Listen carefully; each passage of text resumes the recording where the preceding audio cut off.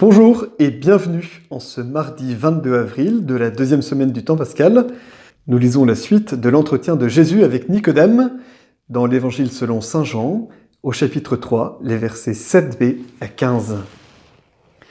En ce temps-là, Jésus disait à Nicodème : « Il vous faut naître d'en haut. Le vent souffle où il veut. Tu entends sa voix, mais tu ne sais pas ni d'où il vient, ni où il va. Il en est ainsi pour qui est né du souffle de l'Esprit. » Nicodème reprit : « Comment cela peut-il se faire ?»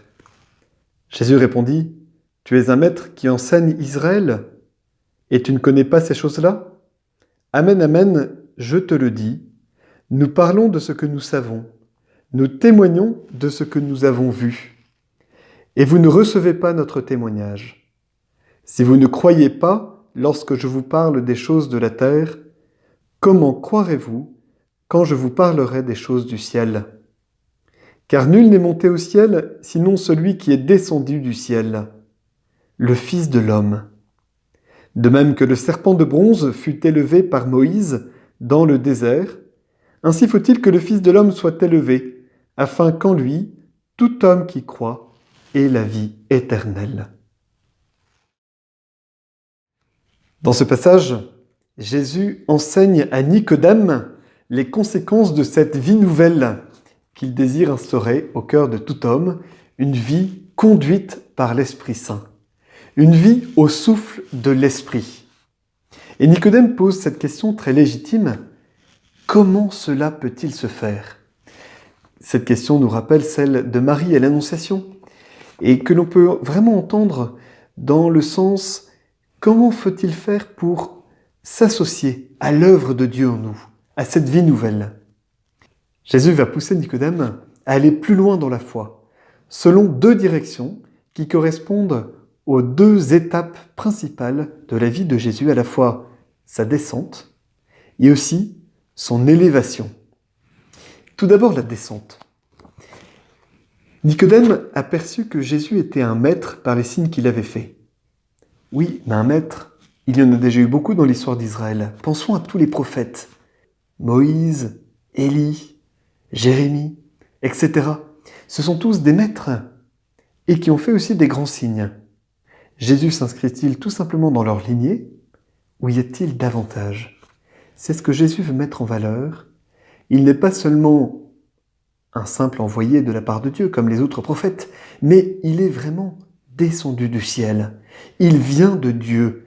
Il est Dieu en personne qui descend pour nous rejoindre. La deuxième étape que Jésus veut faire à Nicodème est celle de comprendre l'enjeu de son élévation. Dans l'évangile de Jean, le mot « élévation », qui intervient 3 fois, exprime plusieurs réalités. Tout d'abord, l'élévation de la croix, du crucifié. Dans ce supplice-là, le crucifié est cloué à terre et ensuite, il est élevé sur la croix, sur l'instrument de son supplice, et exposé aux passants qui le regardent comme un moyen de dissuasion pour tous les malfaiteurs. Mais il est aussi une exaltation, une résurrection, une ascension, une glorification, et dans la croix se trouve aussi pour saint Jean la Pentecôte, le don de la vie.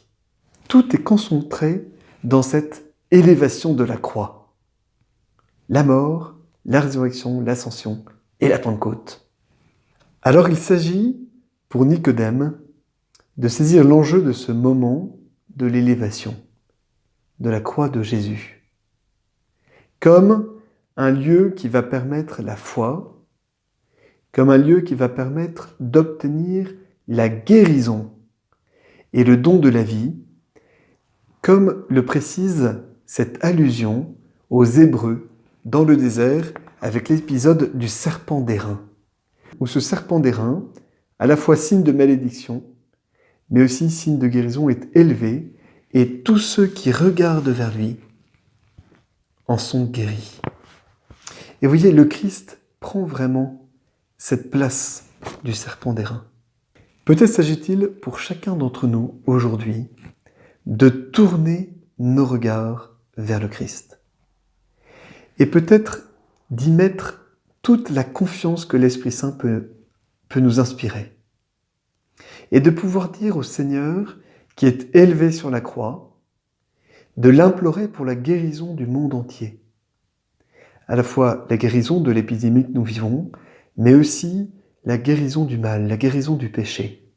Puissons-nous faire monter vers le Seigneur à la fois une prière d'intercession, une grande clameur, mais aussi une grande confiance, reconnaissant dans cette élévation le signe de la malédiction que Jésus porte pour nous sauver, mais aussi le signe de l'exaltation, de la victoire du crucifié. Amen.